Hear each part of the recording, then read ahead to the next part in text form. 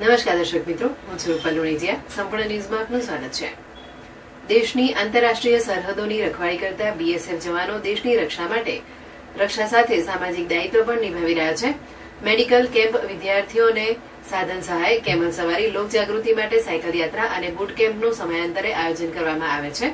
શુક્રવારે સુઈગામ ખાતે આવેલા બીએસએફ કેમ્પમાં 7મા બુટ કેમ્પનું આયોજન કરવામાં આવ્યું હતું. આ અંગે કાર્યક્રમમાં ઉપસ્થિત બીએસએફના અધિકારી ગુરવિંદર સિંઘે માહિતી આપતા જણાવ્યું હતું કે 13 સપ્ટેમ્બરથી 15 સપ્ટેમ્બર સુધી રાષ્ટ્રીય રક્ષા યુનિવર્સિટી અમદાવાદના 19 વિદ્યાર્થીઓને સુઈગામ બીએસએફ દ્વારા બીએસએફ જવાનોની રહેણી-કહેણી, સરહદ પર કેવી રીતે બંદોબસ્ત કરવામાં આવે છે, શારીરિક પ્રશિક્ષણ, યોગા, ઓબ્સ્ટકલ કોર્સ, માનચિત્ર અભ્યાસ, રૂટ માર્ચ, સીમા દર્શન, નડાબેટ સહિત બોર્ડર પર ભ્રમણ સાથે અન્ય સાહસિક ગતિવિધિઓના માધ્યમથી વ્યાપક ગહન અનુભવ પ્રદાન કરવામાં આવશે.